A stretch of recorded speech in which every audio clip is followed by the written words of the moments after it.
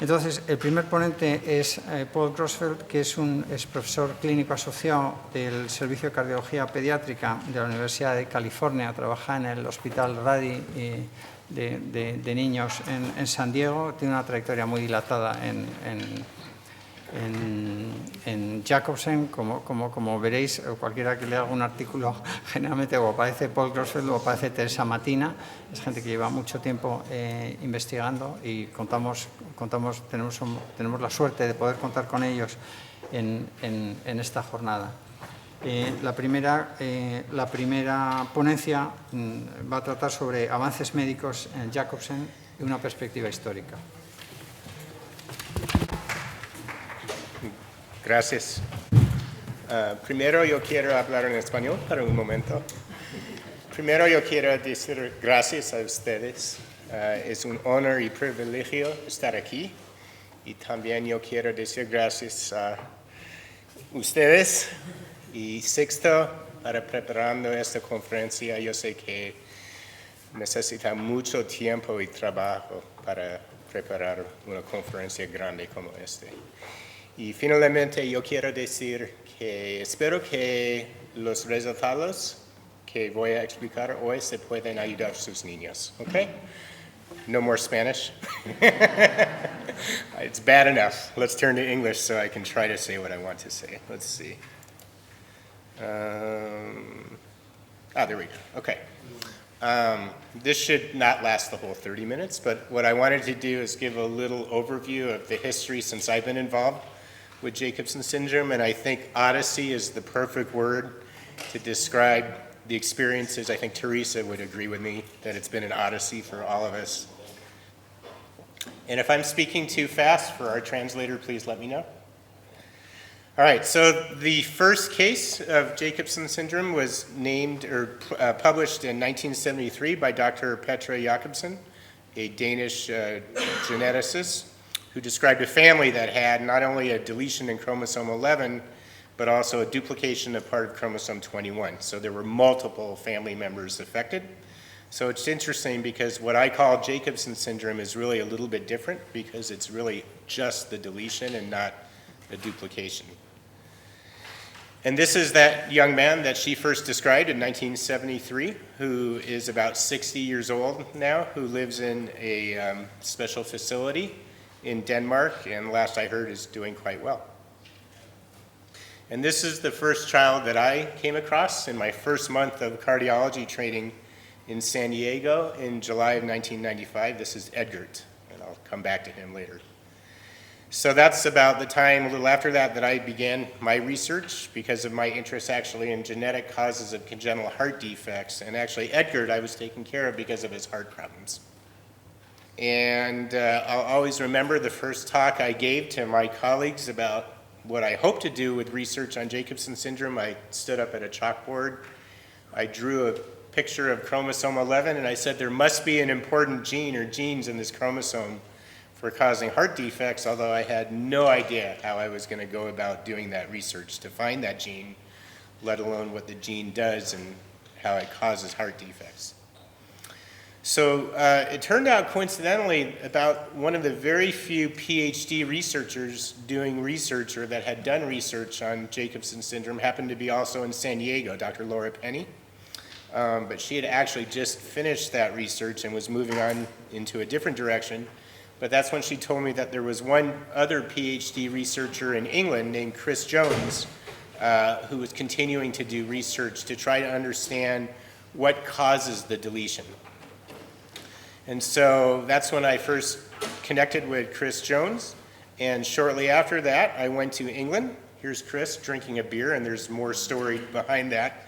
But I actually went to London and spent about 3 months working with Chris to learn some of the important molecular techniques in the lab that we still actually use or apply today. So that was a very, very productive 3 months of work, working basically 7 days a week. And then in the spring of that year, when I was still in Europe, I attended the first European 11Q conference in ETA. It was actually their second conference overall, and that's when I met, for the first time, some of the European families, maybe even a couple of the older families that are here today. And that's when I met Annette Van Bitu and a few of the other families, the Barretts and the Zieglers. And we look so much younger in this picture. This is not true. I met in 1995. We- In Nice. Was that, no, it had to have been 97, right? Wasn't it? Yes. 97 in Nice? Okay. So you're saying I'm even older then, is that right? All right, so that's, it's been a long time since Teresa and I met. So really at that time, Teresa was one of only 2 other medical doctors in the world that I knew of that was studying Jacobsen syndrome, and it was kind of fun. I didn't quite work 7 days a week. I did take one weekend off to visit the Barretts at their beautiful house in the countryside in England, and that's when I met Amy, who is now, I think, 32. She asked me back then if I would marry her. Well, you know. And then the only other physician that I knew of, Teresa, did you know Remy back then? So Remy Favier in Paris, that gave me the opportunity to take my first ever trip to Paris to meet Remy. So Remy works in Paris and is a pediatric hematologist who has been studying to this day one of the most serious problems that occurs in Jacobsen syndrome, which is actually named for the university. Paris Trousseau is the hospital where he works in Paris. And then that same spring, I think when I was on my way back to the United States, I met for the first time Melanie Johnson, who at that time was the first and founding president of the American support group for Jacobsen syndrome. And it was kind of interesting. There had been a researcher in Dallas by the name of Glenn Evans who had been saying he was doing research, but that didn't quite work out the way he had promised. And so actually for me it was very challenging. He had really lost the trust of many of the American families because he made a lot of promises that he didn't keep. So when I first met Melanie, she was kind of saying, well, why should we trust you? Because the other guy is kind of a bum. But anyway, so that was a challenge to win and earn that trust and respect, and I still take that very seriously. But I think we've come a long ways with that. So shortly after that, in the summer, we actually hosted our first conference in San Diego. I think we had somewhere around 35 or 40 families in a beautiful area called Del Mar. And that was a really nice conference. And one of the things that was very useful for me, Teresa and I were just talking about this morning, was we came up with a questionnaire. We just asked every single question imaginable about your child's health, not just the heart, but everything. And that was a great starting point to learn about many of the problems. And to this day, you know, this is why I still love to meet with families individually, because we still learn just by talking to you, and just by listening and hearing your stories has really helped us a lot. So again, thank you, because we can't do any of this research without you stating the obvious. So just some other things that have been huge milestones, I think, to help really advance our research. In 2001, the human genome sequence was published for the first time, so that's 3 billion base pairs. And I think the original cost that was done through a big project through actually the Department of Energy in the United States. And I want to say the cost back then was somewhere around $2 billion to come up with that first genome. Today, there are companies that are saying that they can do the same thing for $1,000. So from $2 billion to $1,000. And in fact, in San Diego at my hospital, we have what's called the Genomics Institute, and they have set the world record for DNA sequencing a human genome. Now this first project, over 10 years, Teresa? Something like that? Get this. They set the record. They can get a blood sample, do the genome sequencing, and give you the results 19 hours. So we have the world record in San Diego for doing human genome sequencing. A little aside, Susan and I got married shortly after that. And then in 2002, actually Lindsay came on to become the president of the American group. And I can tell you, just like Jimena, you know, it takes a special person to make these groups as successful as they have been. And I think Lindsay and Jimena really are just role models for how to lead a group. And you know, for me, we can't succeed without having a really well-organized support group. It goes both ways. But so Lindsay and Jimena just continue to do an incredible job. I can't believe one thing is about these two women, no, they never look any older than the day they started. I don't know, they have some other genetic tricks, I guess. But so based a lot on that original questionnaire that we sent out, not only for the people at that conference, but to all the other members, we published our first major paper in 2004 describing about 110 children with Jacobsen syndrome, and that was by far the largest of its time, and since then. And then in 2004 as well, I think it was at one of the European conferences was when I met this family, the Olney family that maybe some of you have met. And Robin, as you see here, was actually the first child that I learned about with Jacobsen syndrome that actually had been formally diagnosed with autism. And we're going to hear a lot more about that later today. But that really actually surprised me because my perception was so many of your children are very social, kind of in your face, and that completely goes against autism. But this kept happening more and more times when I was learning that children were being diagnosed here and there with autism, and that prompted us to start a study that we'll talk about some of the results later on today. And then many of you probably know Arna, who replaced Annette in 2006 and also did a fabulous job, although her daughters had a lot of complex medical problems, I think, which ultimately required her to step down to devote more attention to those issues. This was also a huge development in 2006 because my focus has always been on the cardiac issues, but many of the families reached out to me to ask if there's any way we could study some of the other issues that are at least as important for you, specifically the cognitive issues, the behavioral issues, and I was very, very fortunate to recruit, I guess you could say, 2 PhD psychologists in San Diego that maybe some of you have met or come across over the years, Sarah Matson and Natasha Akshumov, who have done a lot of the really, really critical assessments that have laid the foundation for us to discover some of the genes that have led to potentially some what I call gene-based therapies that I'm going to talk about later today.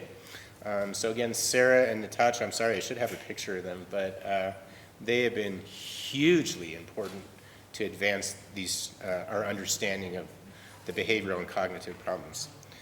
Our son was born in 2006. So this is another technology that has really, really helped to accelerate our research.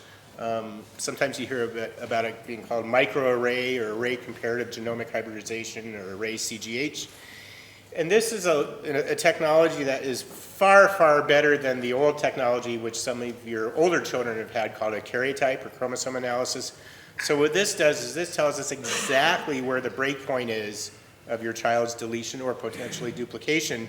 And the reason that's so important is because I just showed you a few minutes ago with the Human Genome Sequencing Project, we can get a readout to know exactly what genes are affected in your child. And as you're going to hear later on today, that's critical to know if your child could potentially benefit from some of these specific gene-based therapies that we'll talk about later on.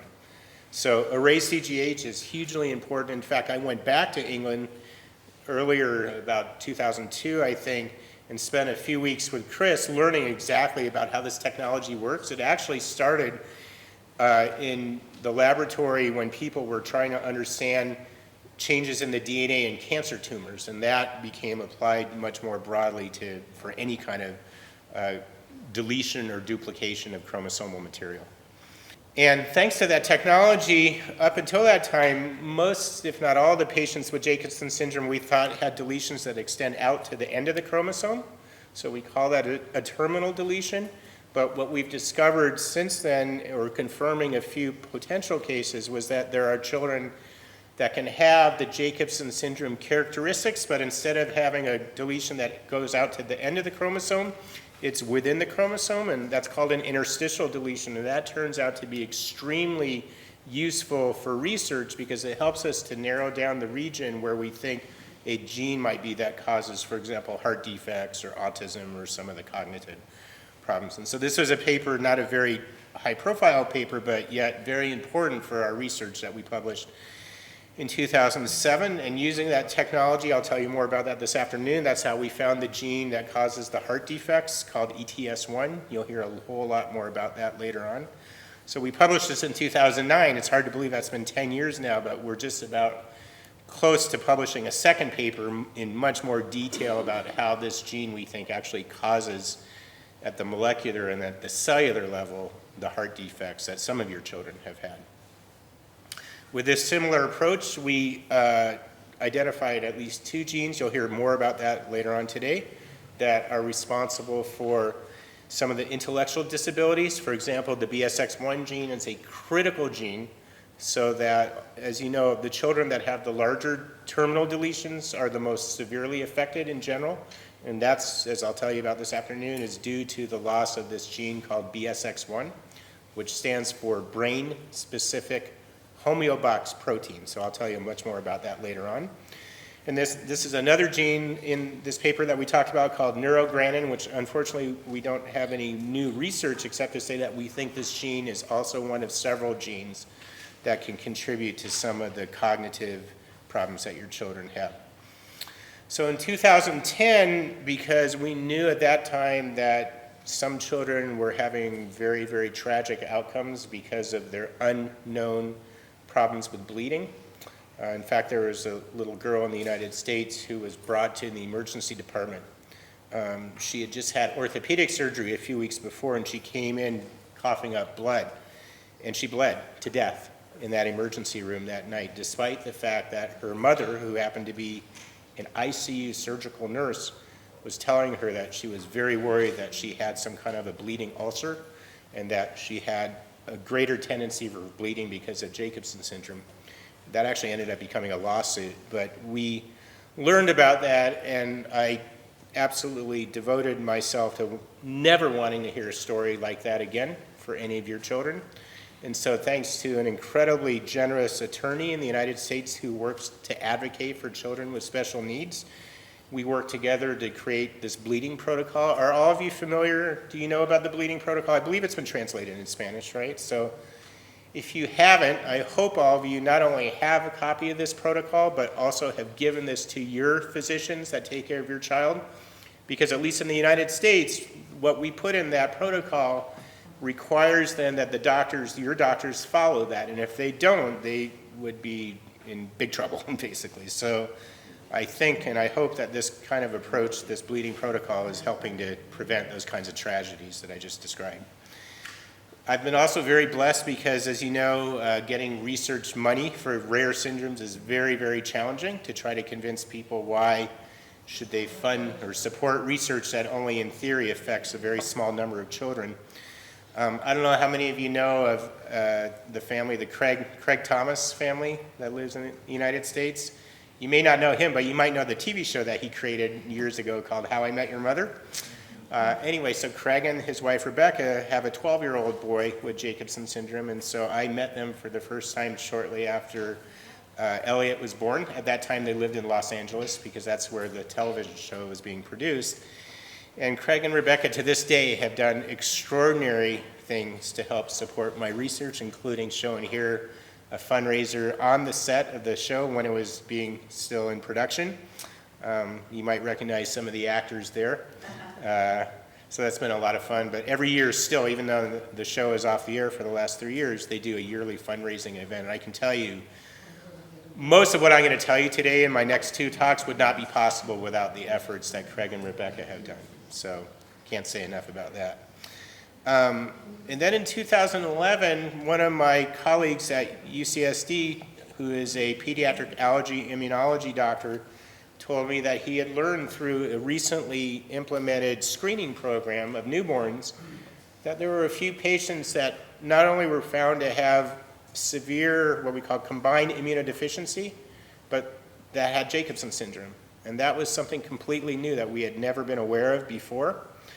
And right around that same time, coincidentally, there was a little child, about a year-old girl in the United States who very sadly died from the same type of infection that usually just causes us as adults a cold. It was due to a virus called RSV, or respiratory syncytial virus. So together this began to really raise our awareness that maybe there are much more concerning issues with the immune system than we had previously appreciated.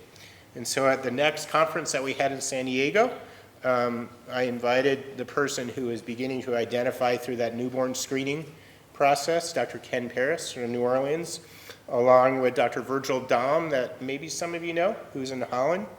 And through that conference, we began to really appreciate, through a much more systematic approach, that probably many, if not most of your children have some degree of immunodeficiency, which can even be life-threatening. And to put this into perspective, in the last month in the United States, 2 people with Jacobsen syndrome have died, probably from severe infections. One was a 13-year-old girl in Utah who was totally well. And this is typical what can happen with a child with an immune deficiency, that you think they're doing fine, and then one bad infection can be fatal. So because of that, I hope this is the right slide. So this is Ken on the left and Virgil on the right at a recent conference in Germany. You see the theme, research in Jacobsen syndrome and beer. There's something to that. Anyway, I think I say that later, but thanks again to Ken and Virgil and my attorney colleague from the United States. We have now implemented in the last year or two a protocol, just like the bleeding protocol for immune deficiency. Do you have that on the website, hopefully in Espanol? So again, I can't emphasize enough how important that is, because it, for me, was absolutely heartbreaking just a month, in the last month, to learn about 2 people that died from infections, which I'm going to guess, I don't know this yet, I'm going to guess that neither family was aware of the protocol, and probably had they followed that protocol, those 2 individuals would be alive today. So that's how important that is.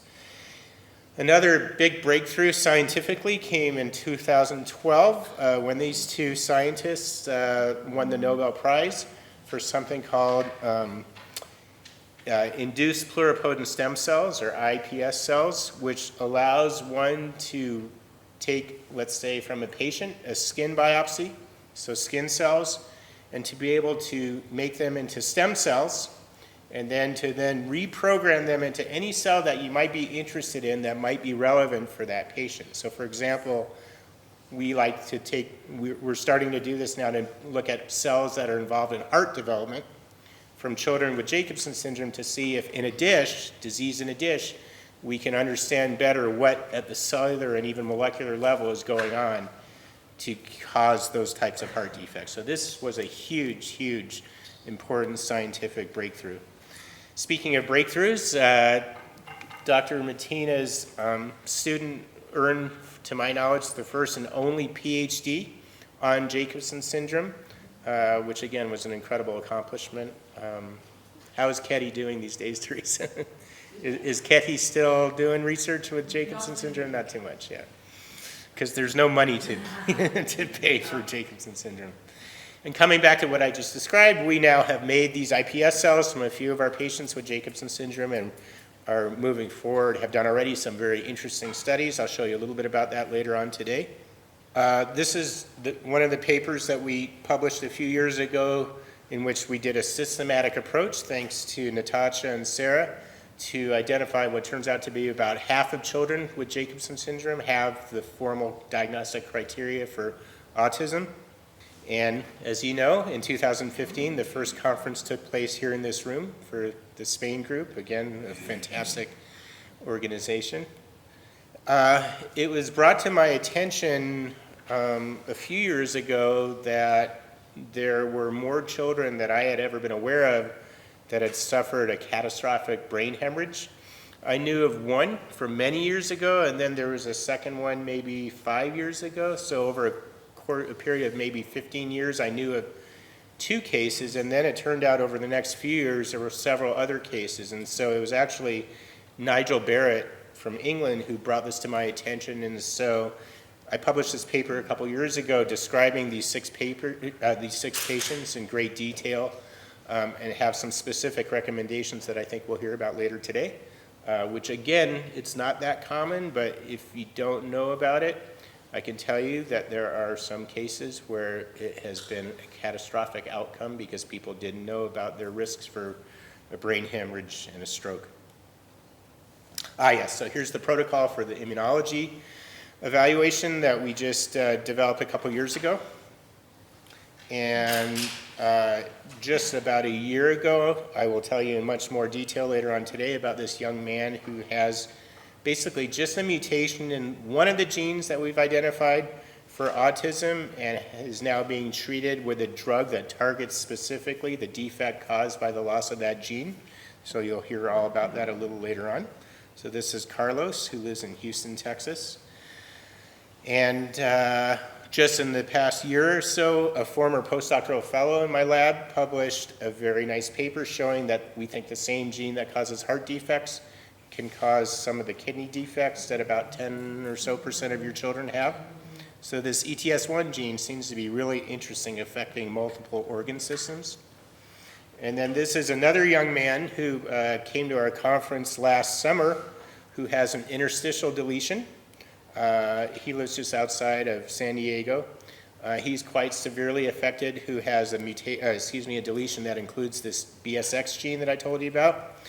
And thanks to my collaborator in Berlin, which I'll tell you much more about later today, we now are treating him with a drug that again targets what we think is the specific molecular defect caused by the loss of this gene. And one of the greatest challenges in general in my field of cardiology is taking care of children that are born with basically half their heart missing, something called hypoplastic left heart syndrome. And so we just published this paper a few months ago describing our experience in taking care of a child with Jacobsen syndrome and hypoplastic left heart syndrome. And, you know, historically, I don't know if probably you don't have this experience, but there have been, and there still continues to be cases where if a fetus is diagnosed both with hypoplastic left heart syndrome and Jacobsen syndrome, oftentimes the families are counseled to terminate that pregnancy. Well, this is to give people the information and knowledge to know that it is possible to have a good outcome with both of these conditions. So we think that perhaps this can help to save lives in otherwise situations where a pregnancy might have been terminated. So just to summarize a little bit of, I think, some of the developments over the years, if you look at the number of papers through the National Medical Library Database, or NCBI, for the first 24 years since Dr. Jacobsen or Jacobsen's first publication, there were about 12 papers published. Since 1998, there have been 120 papers published, so 10 times that number over a little bit shorter period of time even. Lots of talks, including by myself, around the world, including in venues like this. In the United States, in San Diego, we've had 11 conferences now, about every 2 years since that first one in 1998. And just so you know, it was just recently announced that the next conference is going to be in Washington, D.C. next summer, which is a little bit easier flight for you guys. So I'm going to invite you now and hope that we can see some of the Spanish families attending that conference. I think that'd be fantastic.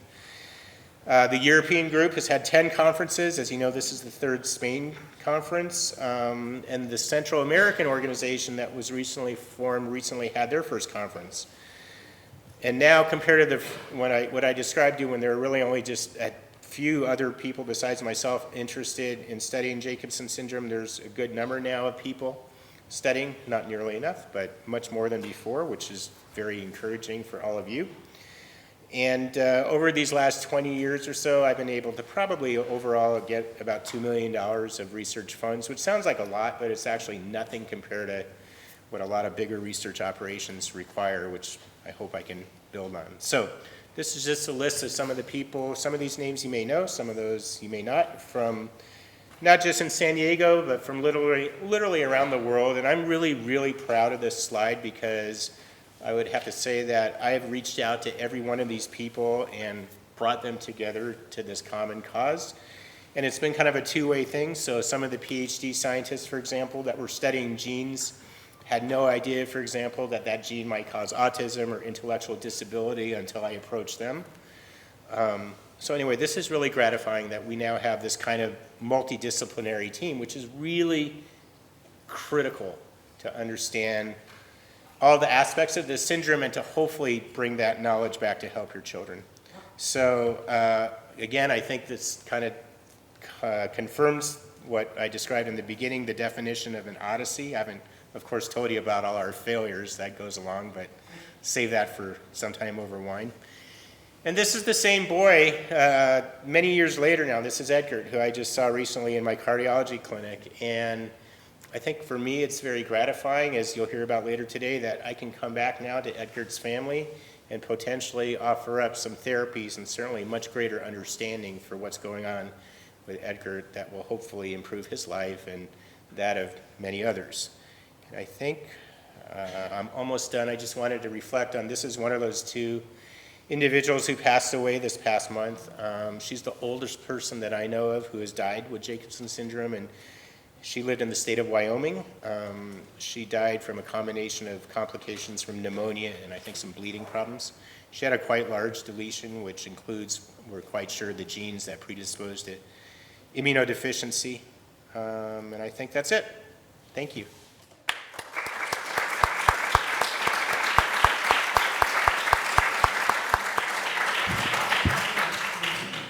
Thank you, Paul, for this nice overview of the knowledge, of Jacobsen, which parallels your careers and your involvement. It really shows how old we are. and thank you for sort of, scaring away all these dreadful mermaids that were sort of, attracting Ulysses.